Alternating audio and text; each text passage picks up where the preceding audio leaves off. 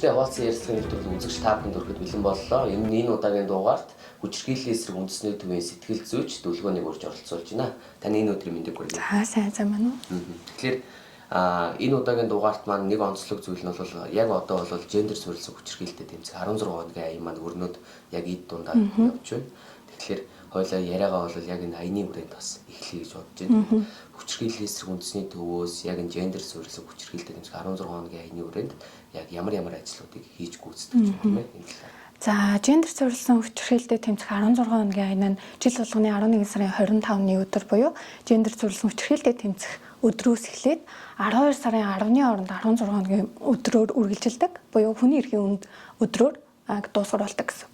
За, анх Монгол улсын хувьд 1997 онд хүчирхийллийн эсрэг үндэсний төв нь яг энэ аяныг анхлан санаачил зохион байгуулсан. Тэгээ энэ нь жилээс жилд өргөжин төрийн болон төрийн бус байгууллагууд, ихтэй сургууль, хувь хүмүүстэй аж ахуй нэгжүүд гэх мэтчлэн хүрээгээ тэлээд явж байгаа. За, энэ аяны хүрээнд хүчирхийллийн эсрэг төв нь төрийн болон төрийн бус байгууллагуудын иргэдэд болон одоо албан тушаалтнуудад мэдээлэл өгч ажилладаг. За, мөн энэ аяны хүрээнд ихтэй сургуулийн оюутан залуус яг хүчирхийллээс урьдчилан сэргийлэх мэдээлэл агуулгыг өгөөд яг хүчирхийлэл гэж юу юм? Ямар хор уршигтай юм? Бид нар яагаад хүчирхийллийг үл твчих ёстой вэ гэдэг урьдчилан сэргийлэх энэ хууль таниулах үйл ажиллагаануудыг эрчимтэй зохион байгуулж ажилладаг. Ерөнхийдөө бол хоёулаа аяны өрөөнд ерөнхийдөө агуулгаас гадна бас яг таны нөгөө хувь мэрэгжил талаас бас ярилцъя гэж бодож тийм. Тэгэхээр яг энэ хүчирхийллийн эсрэг үндэсний төв дээр одоо ирж байгаа даван туулагч тийм энэ гендер суурилсан хүчирхийлэлд одоо өртсөн хүмүүст одоо таны хувьд бол сэтгэл зүйн зөвлөгөө бас өгч ажилладаг баг. Тэгэхээр яг сэтгэл зүйн зөвлөгөө өгөхдөө юуг анхаардаг вэ? Ерөнхийдөө анхан шатны сэтгэл зүйн зөвлөгөөнөөс авахгүйла цаашаа одоо ингээд үргэлжлэх процесс нь ер нь яаж явагддаг вэ тийм. За, гендер суурилсан хүчирхийллийн яг хэн өртдөг вэ гэвэл хэн ч өртөж болно гэж үздэг. Гэхдээ яг гарч байгаа тохиолдлуудын дийлэнх нь охид эмэгтэйчүүд яг гендер суурилсан хүчирхийлэлд өртсөн байдаг. Энэ хүчирхийллийг даван туулагч одоо яг манай байгууллагт ханддаг. За, хүчирхийллийн даван туулагчдад бол би яг мэрэгжлийн сэтгэл зүйн зөвлөгөө өгч ажилладаг. Тэгээ гэхдээ сэтгцийн гэмтэл суурилсан аргаар зөвлөгөөг үзүүлж ажилладаг. За, манай байгууллагын хувьд онцлог нь юу вэ гэхээр манайх төв оффистоо үйлчилгээ явуулахаас гадна хамгаалах байрны үйлчилгээтэй. Тэгэхээр хэрвээ яг амьдарч буй орчин нөхцөл нь аюултай, эрсдэлтэй гэж үнэлэгдсэн тохиолдолд бид нэр хүнийг аюулгүй байдлын хамгаалалт буюу хамгаалах байр руу шилжүүлээд тэндээ хуулийн үйлчилгээ, сэтгэл зүйн үйлчилгээ, нийгмийн ажил, эрүүл мэнд, боловсрол, холбон зуршлах гэд яг хуульд заасан 7 төрлийн үйлчилгээгээ цогц байдлаар үзүүлж ажилладаг.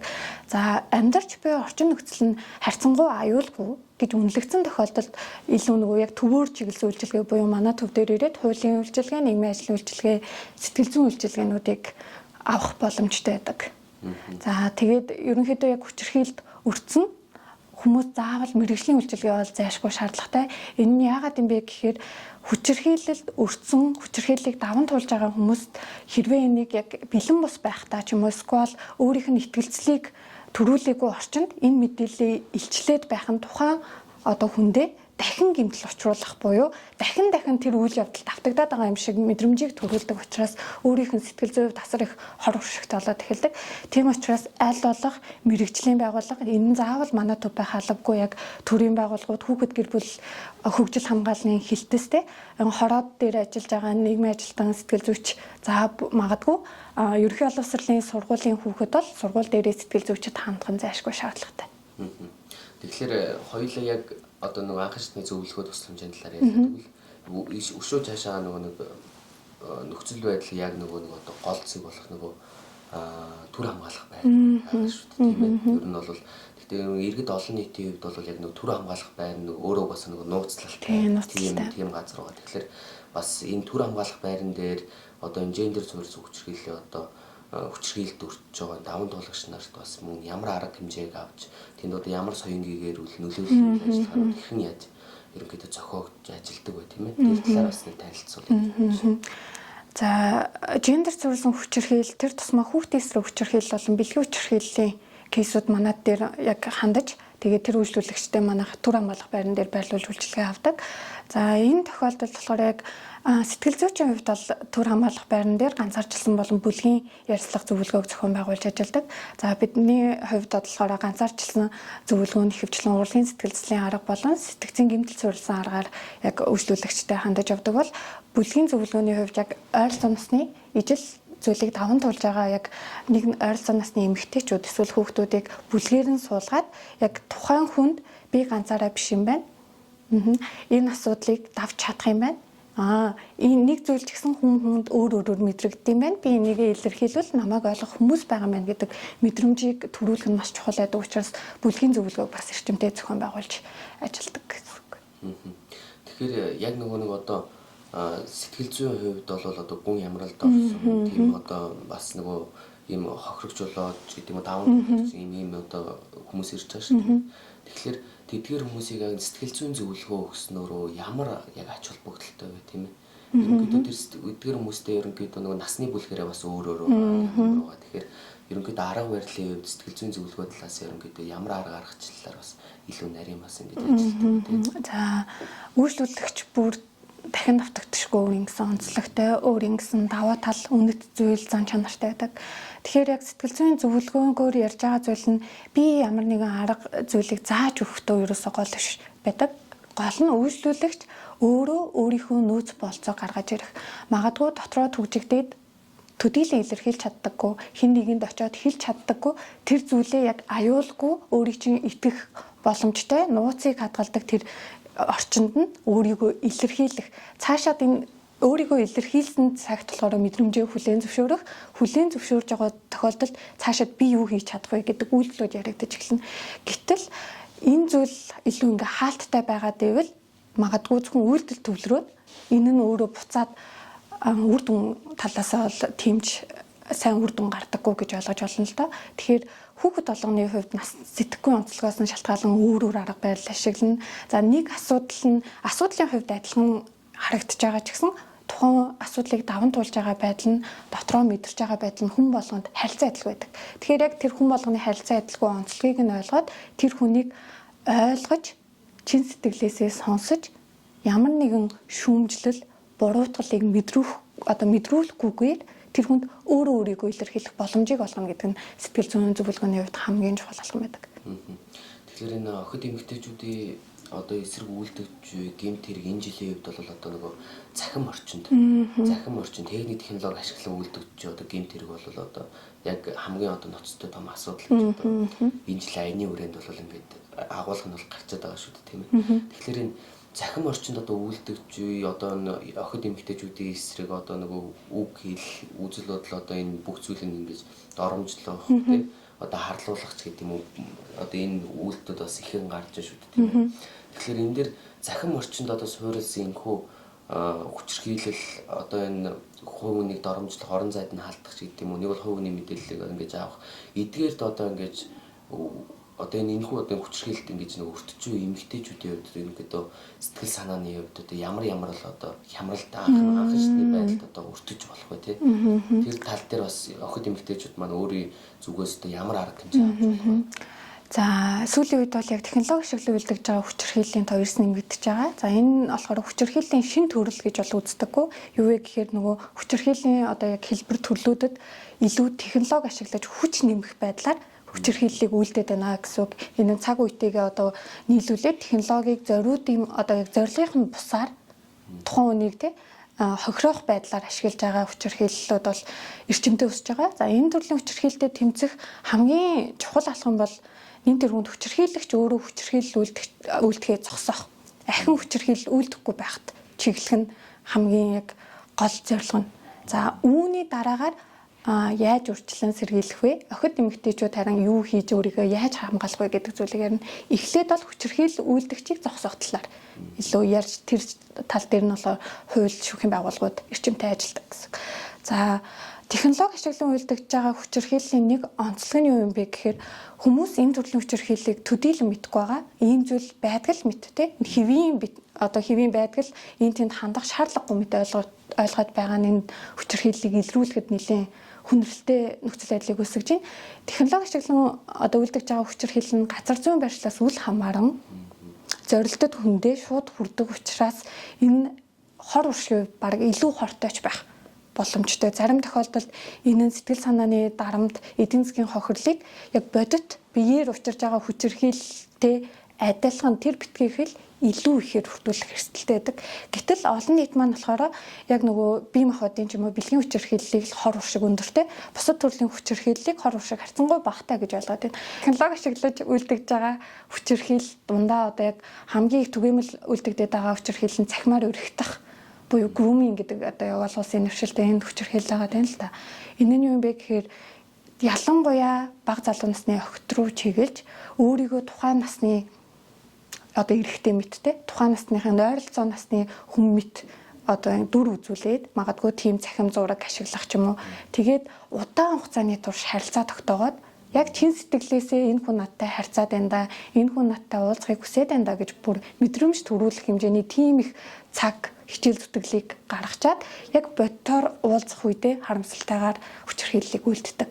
Ийм төрлийн хүчирхийллүүд ч гэсэн эрчимтэйгээр нэмэгдэж байна. Тэгэхээр үүнээс хэрхэн сэргийлэх юм бэ гэхээр бид болцооны тухай ярьдаг байх хэрэгтэй. Болцоо гэдэг бол тийм нийгмийн хаалттай сэдв биш. Бид нар хэн нэгэнтэй болцохдоо хамгийн гол нь аюулгүй байдлаа хамгаалах хэрэгтэй. Үнэхээр танихгүй хүнтэй аль болох бити уулз. Боддоор нь уулзаж учраагүй хүнтэй ямар нэгэн байдлаар цахимаар танилцж тэр хүний үгэнд бүэгдэхээ. За үнэхээр боддоор уулзмаар сэтгэгдэл танд төрүүлээд байгаа бол та хамгийн түрүүнд өөрийнхөө аюулгүй байдлыг хамгаалаад олон нийтийн газар өдрийн цагаар ч юм уу те эсвэл хинтээ хаана уулзах байгаа гэдгээ хамгийн итгэдэг хүнтэйгээ мэдээлэх нь айгүй чухал үзүүлэлт байгаа юм. Тэгэхээр энэ төрлийн хүчирхийллээс өрчлөн сэргийлэх нэг гол алхам нь болохоор бид цахимыг соёлтойгоор цахимыг өөртөө аюулгүйгээр хэрэглээд сурах тэр соёлыг хөвшүүлэх. Энэ дээр нь болохоор яг миний түрүүнд дурдсанчлан танихгүй хүний найз өсөлтийг битгий ав. Танихгүй хүн хараагүй үндэ бүйтэг, харсан үндэ хүртэл итгэх гэд бас амаргүй одоо ураг төрлийн хүчирхийлэл ч юм уу те. Энэ тохиолдолд охид эмэгтэйчүүдийн эсрэг үйлдэгдэж байгаа ингээ хүчирхийллүүд маш өндөр байна. За үүний дараагаар болохоор та өөрийнхөө ажилдаг орчин, сурдаг сургууль, хаана хинтээ амьдардаг гэдэг мэдээллийг төдийлөн олон нийтийн мэдээлэл хэрэгслээр битгий тавиарай гэдэг. Яагаад вэ гэхээр хүчирхийлэл үйлдэгч нь энэ төрлийн мэдээллийг авчаад дахин сүрдүүлэх, занал хийлэх байгаа газар чи яваад очино ч юм уу те. Иймэрхүү маш их сэтгэл санааны дарамтыг учруулдаг.